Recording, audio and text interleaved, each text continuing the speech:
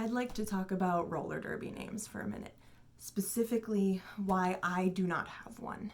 So one of the questions that I get asked the most frequently, specifically from people who don't play roller derby, when they find out I play roller derby, the first thing they ask is, oh, what's your roller derby name? And it's very common in the world of roller derby for people to have kind of alter egos. They have derby names, something that is usually some sort of pun or play on words, something that is aggressive and kind of like an alter ego for people to have when they play roller derby. So I'm often asked, hey, what's your roller derby name?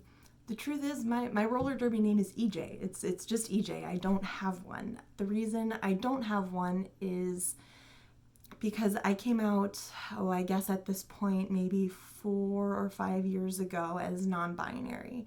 And part of that process was changing my name. Not legally changing my name, but just changing what people call me. So I also want to be very clear that for me, my birth name, the name given to me by my parents, I do not consider that a dead name by any means.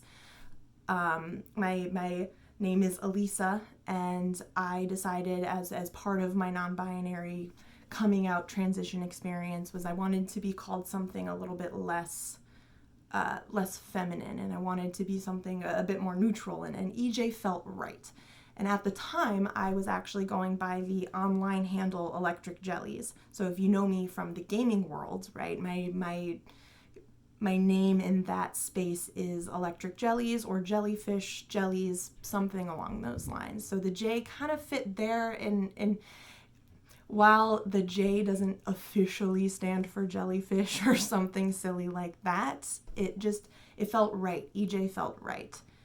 And while that process of changing my name from Elisa to EJ and getting others to call me that was actually really painful. It was very difficult, and it was quite the process just getting people to acknowledge that that's what I wanted to be called. And also at the time I didn't quite have the words to be able to say, like, I am non-binary, I want to be called this now, and this is what it means to me, and da-da-da-da-da. I just knew that EJ felt more right than Elisa, and that Elisa didn't quite encompass myself anymore, and I wanted to figure that out and figure out what that meant.